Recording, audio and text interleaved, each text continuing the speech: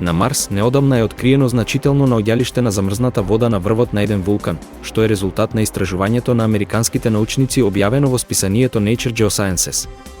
Овој регион, познат како Тарсис, е најголемиот планински венец во сончевиот систем и се наоѓа на екваторот на планетата. Ова откритие е особено важно, бидејќи присуството на вода на Марс може да укаже на можноста за постоење услови за живот.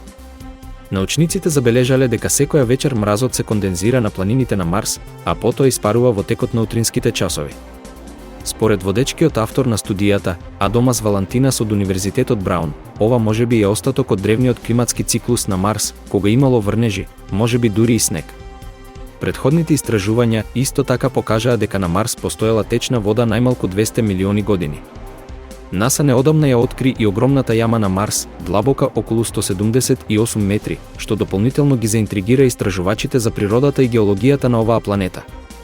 Овие откритија се клучни за разбирање на минатото на Марс и можноста планетата во одреден момент да имала услови за живот, тема која привлекува се поголемо внимание кај научната заедница и пошироката јавност.